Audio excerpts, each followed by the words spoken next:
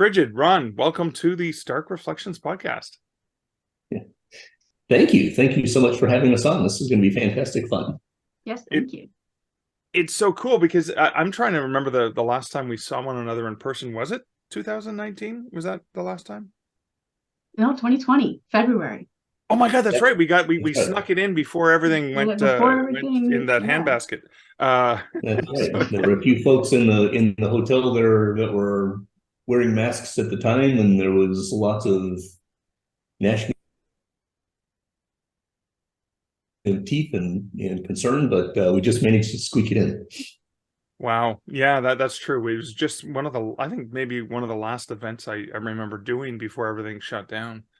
But it kind of feels it was only 3 years and a bit, but it actually feels like a decade since I've had the pleasure of hanging out with you two. So I'm so excited I get to share you guys with my listeners. So for the let's jokingly say age before beauty. Now I want to get your backgrounds in terms of why writing. How did you get into this whole business in the first place? Well, making a very long, complicated story short, I have always been a person who could and was interested in writing. Um, I'm a person who came to the activity of writing as a profession in my maybe mid 30s or so. Okay. Early 30s is when I actually decided I was going to take a run at this. So I've been writing science fiction and fantasy and publishing since the mid 90s. I think 1994 was my first publication. I've got a couple hundred short stories, almost all of them in speculative fiction. Right, I do the horrible genre swapping thing, and I do fantasy, and I do science fiction, and but it's great fun, and that's kind of who I am as a writer. So again, long story short, condensing it down, I've been doing it for quite a while, and it's part of who I am, and it's great fun. So you also, I mean, I know I'm very familiar with your short fiction work and you're very prolific when it comes to short fiction, but you also have novels. And I mean, even as we're speaking, you have a Kickstarter for the latest nonfiction book, right? For writers. Yeah, nonfiction is a lot of fun to write because I get to bring a lot of myself into it. I mean, we bring ourselves into our fiction also Right. by definition, but it's not as direct and intimate, right? I wrote a nonfiction piece last year that was on writing and reading about short fiction and my life creating it. And then this one this year is in tandem that way on creating and celebrating characters, which is a book that actually I did not intend to write at all this year, but I sat down to write one of my fiction projects, and literally it just sat down and said, "No, Ron, today you're going to write about characters." And the characters are so intriguing. I was looking at the Kickstarter earlier today, and I was like, oh, I want to see the take on this character and that character, and again, even like a couple of the characters from the Umbrella Academy that you picked out, and Yeah. I'm really curious to get your take on those when that comes out. When's that coming out? It's kickstarting right now. People who join the Kickstarter will have it before June is out, and then it will become a fully available out to the general public in July sometime. That'll be great fun. And yeah, the conceit of that was fundamentally just to allow me to spend my time dwelling on characters that are out in public and how they work for me, why they work for me, how they inform the way I look at creating characters of my own and things like that. So I can talk about it in all the great fandom businessy thing of, here's what I'm trying to do. But really, it was just a way for me to spend a couple of months thinking about all of my favorite characters and talking about them. Right. So I'm a huge fan of passion writing, of writing the stories, the things that make you feel good while you're doing them, because it just, exactly. I don't know, there's something special about that. Thanks. So Brigid, in terms of your own writing, how did you get involved in it? Was it in any way, shape, or form influenced by this character that we're chatting with? Yeah, I would say that well, so I grew up as a child, got to see him waking up at like 4 o'clock in the morning every day to do his writing before work. And then I saw him going off to the post office with his manuscripts to send off. And, I saw him doing the work. And, so having that example there is certainly a huge boon. And then, of course, there's the fact that, when I was a kid, a child, I would do all sorts of fun, creative writing stuff. And I didn't care about it because it was just fun. And like, it's just fun. I'm not trying to make anything great. And then, I went to college and got busy with other stuff. And he kept poking me and being like, you should be writing something. You should be writing some stories. And I'm like, yeah, I'm busy. And then eventually I came back to it. And one day I was like, I've got this story I want to tell, and started writing it and ran into problems and called him and was like, I don't know what to do with this next part. How should my characters behave? What should happen? And he's like, he would walk me through it and help me come up with what my own ideas for it were. And that was great. And now I don't need so much to lean on him, but I know he's always there if I do need. That's fantastic. Do you remember what that first story was that compelled you, that you just had to write? Oh yeah, it was my first novel that I published. You started small, right, with a novel? Yeah. Yeah, okay. yeah. Well, I did all my first writing as a kid was, little short things. So I wrote short stories technically beforehand, but they were silly kid projects. Right. And yet at the same time, silly kid projects are a vital, important part of learning how to be creative. So yeah. Yeah, and she's downplaying it. That first book, Singer, is just fantastic. Yeah, let's talk. I was going to ask think- you. It's called Sinner. Tell me a little bit about that one. it's called Singer, as in Singer. someone My apologies, sings. not Sinner. Sinner. Yeah. Totally different. Yeah, it's became the first book of a 4-book series, which is a sort of traditional high fantasy quest sort of thing, but with my own take on it. It's got some things you wouldn't expect to see in a high fantasy thing. But yeah, Oh, that's and I exciting. wrote. So it was 4 books too. It wasn't just novel, but you're like, no, there's more I want to do with this. Oh no, hold on, no, let me back up. It was 1 book. Okay. And then I finished that, and I was very proud of myself. And I even went through the whole process of publishing it and everything. And then I was sitting on my laurels, and my father came to me and said, "So book 2, huh?" And I was like, no, it was only going to be 1 book. And then I sat down and came up with a second story, which turned out to turn into 3 books. So My fatherly pride story on this one is Brigid finished her first book and sent me the manuscript to read. And I remember printing it out and sitting. I used to read at my lunchtimes, and I had the whole manuscript printed out on my kitchen counter as I'm getting ready to eat lunch. And I'm getting ready to read it, and I take the big deep breath, and I'm going, please let this be good.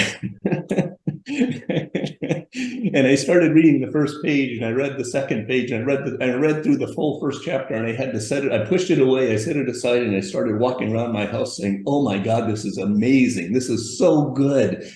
And it was a combination of chest bursting and wanting to cry and all sorts of stuff. And then I thought, please God, let this thing finish well. And it is just a fantastic book. I was so thrilled. So yes, I fully admit, hey, book 2, eh?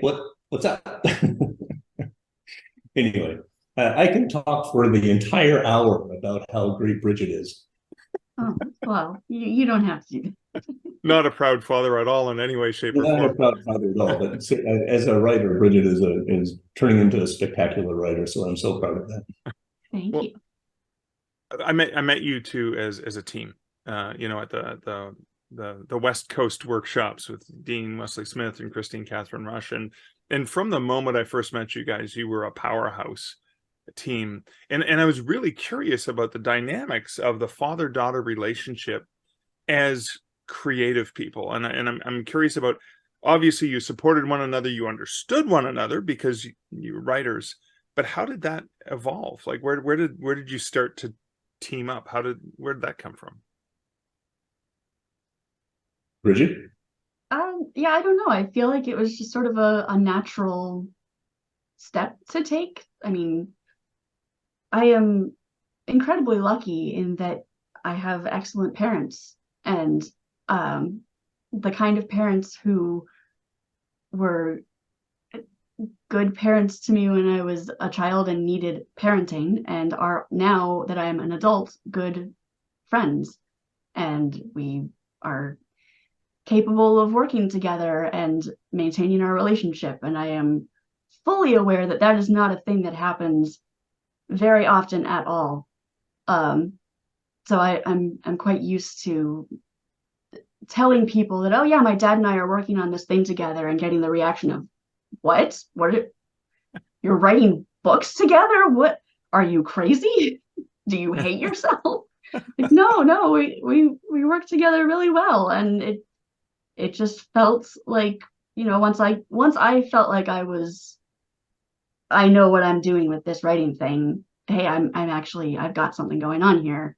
It felt really easy to switch from uh, that thing I mentioned earlier of, hey, help me with this thing, I don't know what I'm doing, into, no, I know what I'm doing now. Let's work on something together. It Wow. isn't helping each other, it's just working.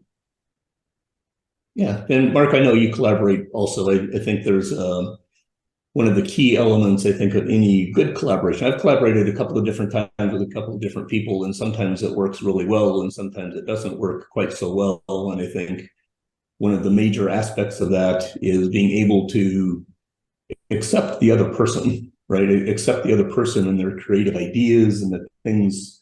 Sometimes Brigid will come up with things that I would never have possibly come up with, of course, because we're two different people. And I look at it and I go, oh man, that's so fantastic, right? And then there are other times she'll come up with something that's totally different. And I go, okay, it's not really what I would do, but that's great, right? And then it builds off of that. And on occasion, she'll come up with something, and I go, oh no, I don't really like that at all, right? And so I have the comfort with Brigid to be able to completely, put the kibosh on things that don't quite work for me. And similarly, she has the exact same thing. I mean, it's interesting in working chapter by chapter on the things that we do, because there will be chapters she'll write and I will just almost do nothing to, right? And then there's others that she'll write and I'll go, oh no, this whole thing needs to be swapped around and so forth. And that feels interesting to me. I learn my own writing styles based on how I'm looking at her work, right? But then vice versa, on occasion, I'll write a chapter and I'll put it up and I'll think, oh, it's really fantastic. And then she'll come back and it's all written all over, right? And I'm going, oh, goodness. Now, the really upsetting thing about that is that she's right. So it's just when a collaboration is working well, it is such a huge amount of fun. And I will say that collaborating with Brigid as my daughter, there's just that extra added layer of massive joy. I was walking with my wife a couple of weeks ago, and Brigid had done some things, and I went, "This is really interesting." I'm seeing Brigid has totally grabbed these characters. She knows what she is doing now. I can tell the difference, right? And that is that's so much fun. I can't even begin to express how much fun that is. So I'm curious about, so you talk about co-authoring. I know we're going to be talking about a project you've just launched and you're working on. It's going to be a series. But prior to that, were you working on full-length books? And I'm curious, because you live in different locales, how you managed the logistics. It's not like you could, sit across from one another kitchen table or whatever and discuss these things. But how does that work? Is it chapter by chapter? Do you plot things out? Is it a pantsing plotting? How does that work for you two? Well, the first things that we did together were short stories. And this series that we're working on right now is the first time that we've done full-length novels.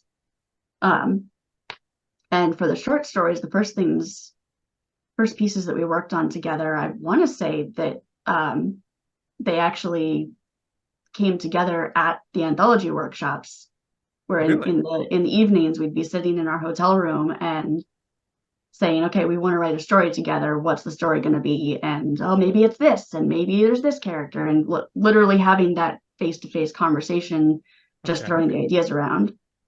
And that worked fine for the short stories. Right. Then, but we always had in the back of our minds that, like, oh, we want to work on a novel together sometime. A novel. It wasn't going to be a series. It was, we need to write a novel together. And then, of course, we wrote a novel, and it's going to be a series. But seems to be a common occurrence for someone. Yeah, actually, I mean, during one of those hotel room workshop plotting sessions, we actually do have another standalone novel that is kind of plotted out. We need to go back and look at it sometime. Okay. But you know, undertaking a novel is a much bigger chunk than when you're talking about doing short stories. And you know, short stories have, you know, oh, here's an interesting idea, and you can kind of run with it and go. But I think it was actually at that last workshop that we were at together. I could be wrong. Brigid had this idea for, you know, fairies and fastballs, this baseball and fairies story, and we chatted about it, as I recall, briefly about that. And I thought, well, yeah, that'd be a whole lot of fun, and people were kind of excited about it. And then it kind of, you know, the things happened, the pandemic hit, and life changes, and so forth. And maybe a year ago, 9 months ago now, I'm sitting in my little kitchen table, and my phone beeps, and I pull it up, and it's a text from Brigid that includes 3 book covers.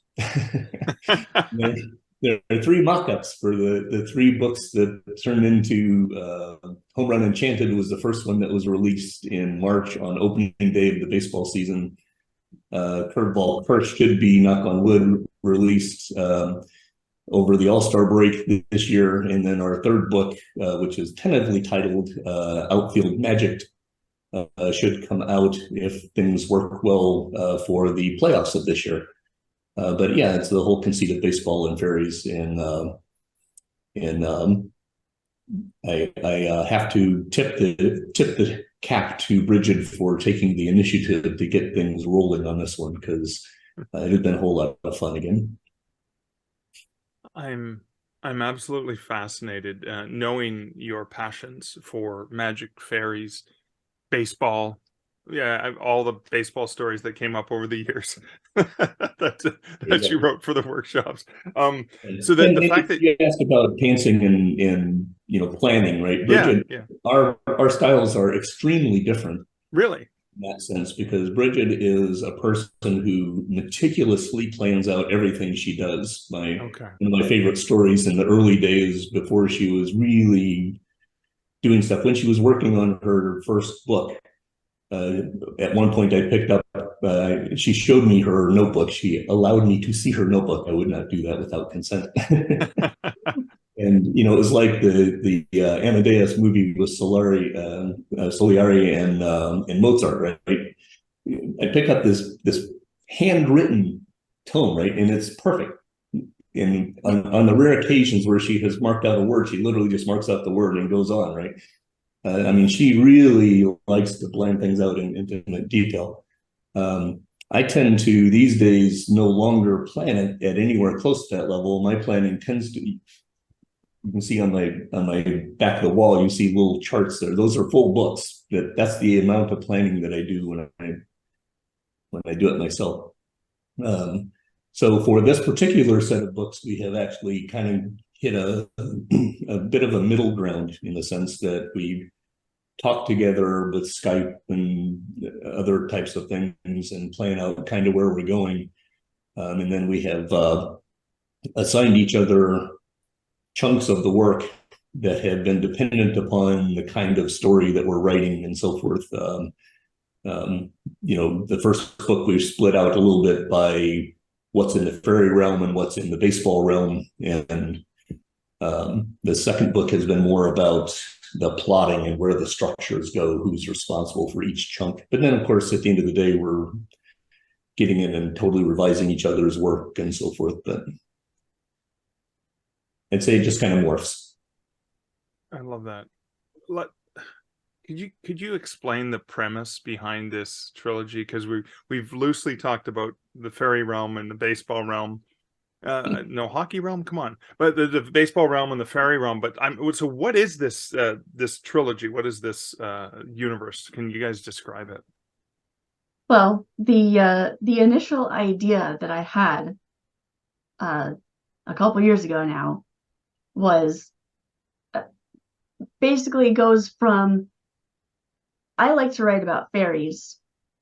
A common way to enter the fairy realm is through a fairy ring. Hey, a baseball diamond sure is ring-shaped. What if there was a baseball diamond built on top of a fairy ring? And then all sorts of shenanigans can ensue. And so that was basically the idea that I pitched to him. And he was like, yeah, that sounds fun.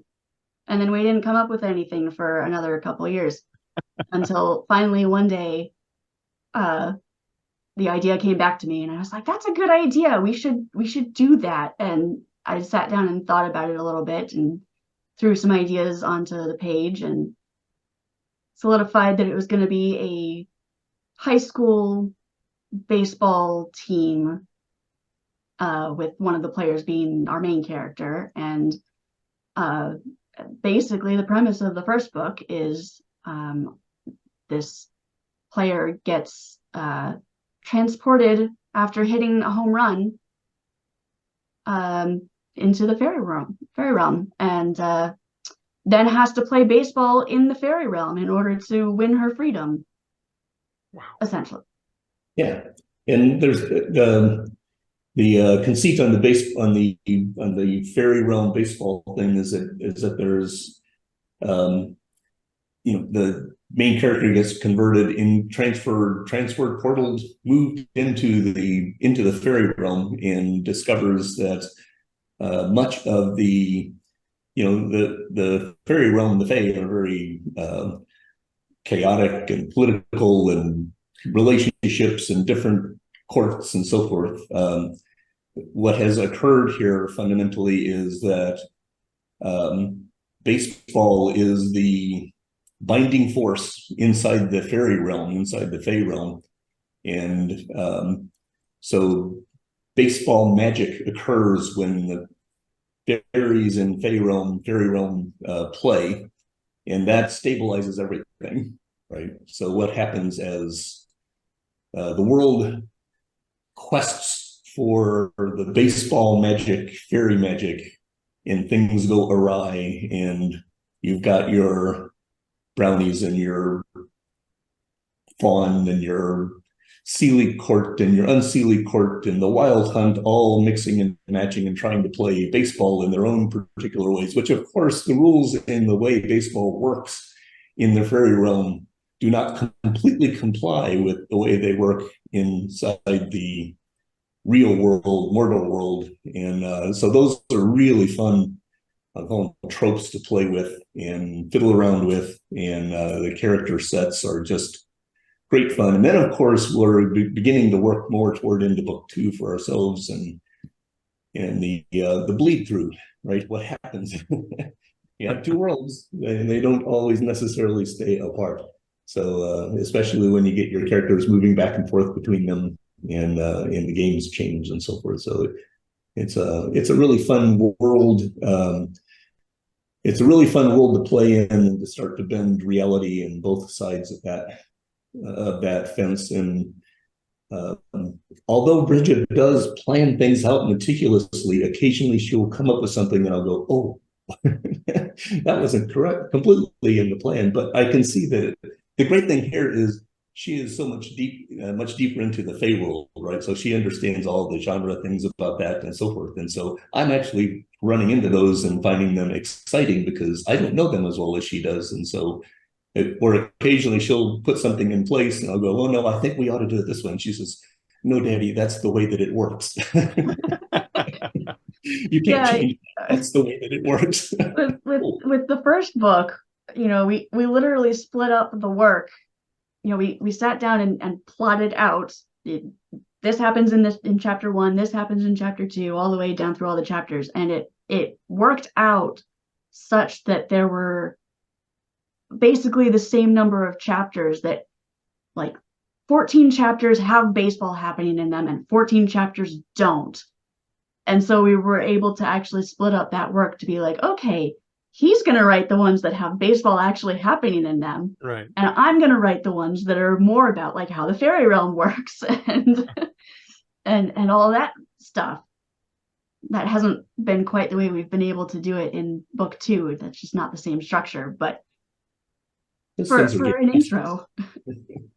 Well, I'm curious about that. Did that mean that, and did you write it sequentially where, Brigid wrote the first chapter and then Ron wrote the second chapter, and you waited and you built it that way? Or did you just go separate and write your pieces and then bring them together at the end?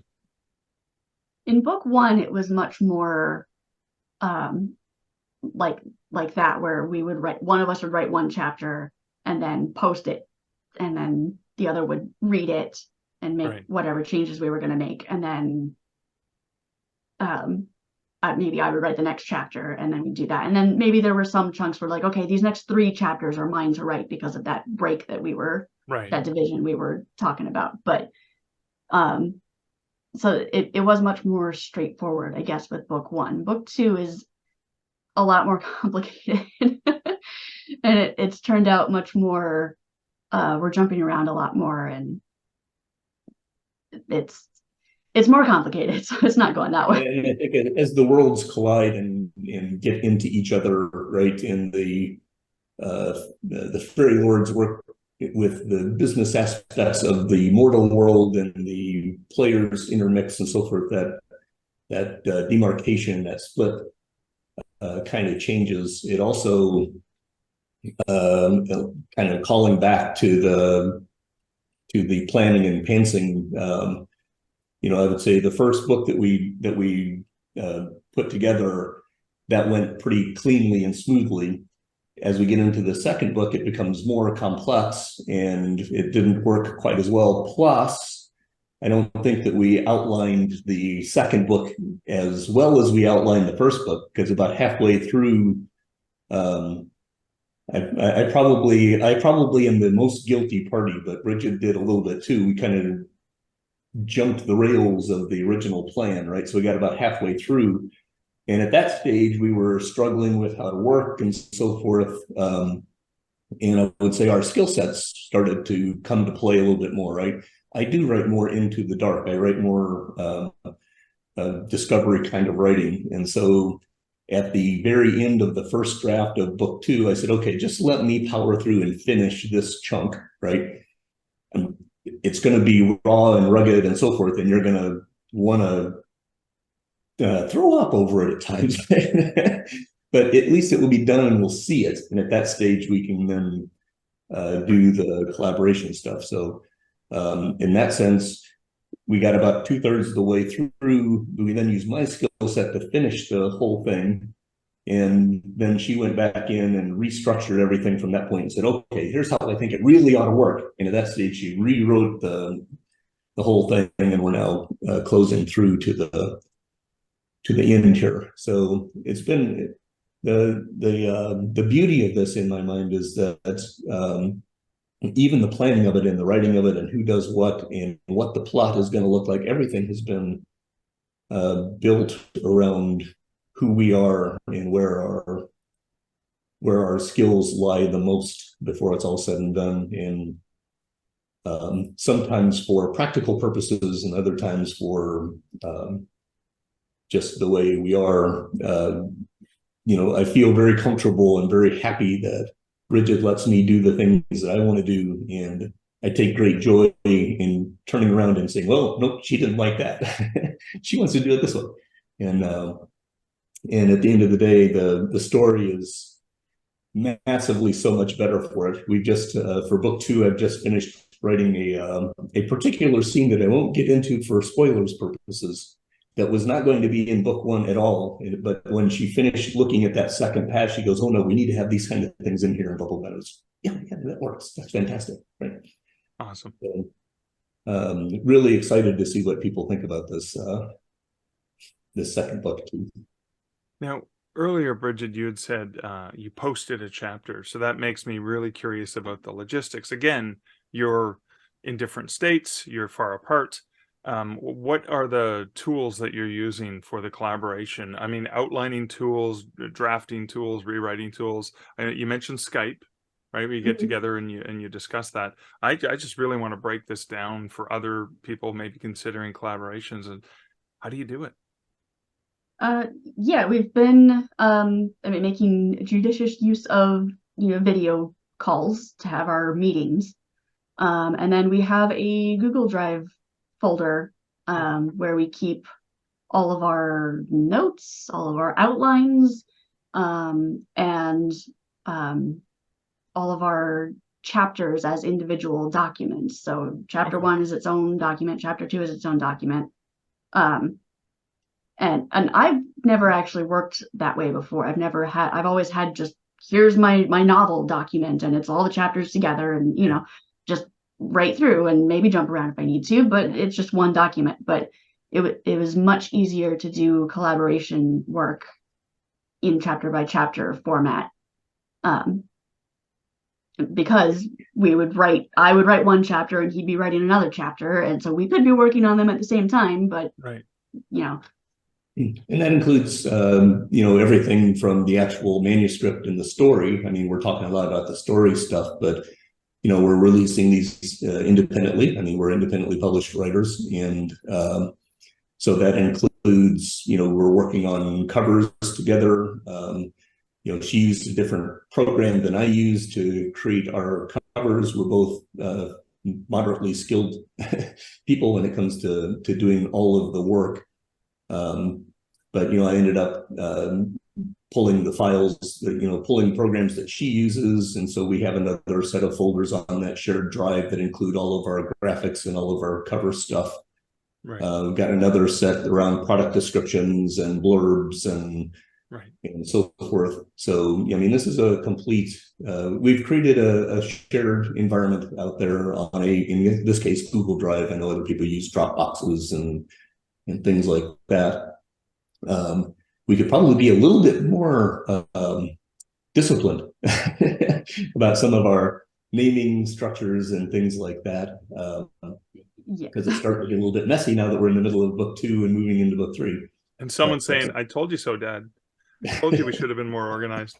No, unfortunately, I too am a culprit, and I look at our mess of files and say, "Oh my God, we have to clean this up," and then I just can't think of any way to clean it up. Right. So, how do you handle the logistics of publishing and then payment splitting and stuff like that? How do you decide who publishes it and how you're going to calculate and split the costs and everything? Well, we have actually used Draft2Digital for our for all the publishing for this book. We did a Kickstarter for book 1, which we ran through my account. So all the money came to me. I have all the money. And I pinky promised. And Ron's going, "There's an ice cream truck outside. Can I get some money for the ice cream truck?" And then for the actual, once the Kickstarter was over, the actual publication we're doing through Draft2Digital, because they do excellent revenue splitting, so we don't have to do any of the math on that. So for everyone except Google Play, I guess. Google. Yeah, they still aren't doing Google Play, which. But they let us get everywhere else. So is that like for print and ebook then for both? Okay, cool. Yep, for both. I think there's some learnings that we had in our initial launch on using Draft2Digital and pushing it out into the different other distributors. It works a little bit differently than I am used to. It was the first time I had done that, so I learned a lot about timing of how things move through that and so forth. we'll, knock on wood, continue on this as long as we're continuing to have fun. We actually chatted a little bit about it, where our future was, because we have some other ideas for more baseball and fairy. We know where this season is going, and then we have other ideas for the future. We'll probably take a year off of that so we can focus on our own projects, because this does, collaboration does take time. The classic, twice the work for half the money. It's not quite twice the work, but it is half the money. But it is more work than one, right? When you're doing it all just yourself. There's more coordination with that. But using Draft to Digital was a really helpful process there. We have not actually talked about things like moving it into audio and so forth. But I think clearly that's a path that we want to probably be thinking about before it's all said and done. As it becomes more affordable over time, I think. As it becomes more affordable over time. Yeah. Because that's a lot of personal work if you're going to narrate it all yourself. Oh yeah. And actually, I'm doing another collaboration with another. This year is my family collaboration year, because I'm doing another collaboration with my brother, who is a musician out in Los Angeles, and so we're in the middle of another series of science fiction weird madcap interstellar science fiction stories that merge music and text. And so we're actually doing those as self-edited, narrated audiobooks before it's all said and done, but it takes a long time to get it together. It's hard. And imagine your brother has access to all the high-level equipment for great audio, etc. He does better than it is fascinating. We're talking about Brigid and I learning from each other on the way we do our writing. As a very quick aside on that, working with Jeff, my brother, in the audio standpoint is really fascinating to sit in a little studio with him, because I'll hear something and go, "Oh, that's fantastic," and he go, "Oh, no, you need to fix it." Twiddle the knobs, and next thing you know, it's like, "Oh my God, that is so much better. How did I not catch that?" The way the two of you, and I've seen you edit, I've seen your editing in action, the way the two of you have this ability to see a story in the raw and help a writer tweak it to make it that much better and pop, which is just amazing. I'm in awe having witnessed you guys pull that off, where, I've read the story, I'm like, eh, and then you saw something in it and help the writer make it something spectacular.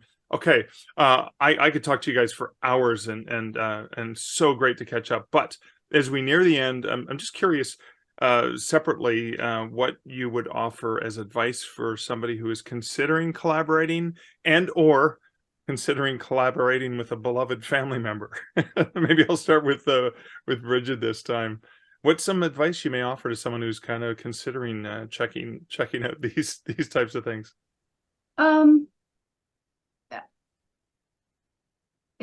I'd say that remember that it's supposed to be fun, and don't be too precious about your stuff. It's a collaboration. It's supposed to be, when you're done with it, you're supposed to be able to sit back and look at it and say, "Wow, that's great. I never would have made that by myself." So be open to putting your work up there for your partner, and then letting them actually put their fingers on it and change it, and don't be angry about that. You can always change things back if you don't agree with what they did, but if you're doing that too much, then that's not so much a collaboration. That's just you doing your own thing, which is fine. Yeah, and to piggyback on that pretty much, if you're going to walk into a collaboration, I think an important thing to think about is, what is it that you want to get out of this collaboration, right? If you're and be honest with yourself, look yourself in the mirror. If you are wanting to be a dominant person and show this other person how to write things, right? That's not going to work. I don't think that's going to work at all, right? If you are worried that in terms of, if your brand is going to get changed because this sounds so different from what you normally do, maybe that's a sign that you need to think about it differently, right? But at the end of the day, what is it you are trying to get out of a collaboration, and why do you want to work with this person? What skills do they bring? What joys do they bring out of this, right? Brigid talked earlier on. We are my wife and I are lucky to have a fantastic daughter, right? Who has amazing skills and amazing frames of reference on the world, right? And so, not as a dad, but as a writer, I gain a whole lot working with somebody like Brigid, because she's from a totally different frame of reference on the things that she loves. And she's more fantasy and more science fiction when it really comes down into the crux of things, right? And she's definitely more Faye, and I'm more baseball, right? So at the end of the day, these things mash up, and they mash up in glorious ways because we are interested in each other and we enjoy the foibles that maybe I have all the foibles and she has all the cool nuances, right? It depends on how you look at it. And so that's what I would say is look at this other person that you're talking about collaborating with, and why is that going to be fun?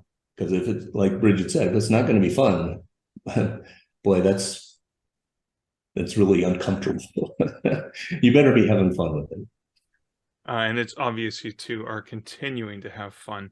Can you please let my listeners know where they can find out about each of you online so they can check out your solo projects, but then also where they can find out about this fairy baseball series? The main place that you can find me these days is on my website, which is brigidcollinsbooks.com. You can also sign up for my newsletter there, which goes out every month. And that's currently it, because I'm not on any social media, which is great for my mental health. Oh, yes, amen. There you go. And you can find me at typosphere.com. That's my website. Also, typo as in typo, sphere as in atmosphere, as in typos are all in the atmosphere, because Brigid and my wife used to enjoy calling me Typo Man. That was my superpower, right? And you can find the Home Run Enchanted. Basically, just do any Google on Home Run Enchanted, or you can find it at either of our sites. You can sign up for our newsletters in order to get notification of book 2 and book 3's release. And we may end up having our current plan, as long as we're not totally burned out, I suppose, is to do a really special Kickstarter on some kind of an omnibus special package in the off season in some way or another. So we'll see what comes of that, though. I love how he speaks in baseball terminology. That is just so inspiring. I will have links to all of that stuff in the show notes at starkreflections.ca. Brigid, Ron, thanks so much for hanging out with me today. Thanks for having us. Yeah, thanks, Mark. This has been great fun.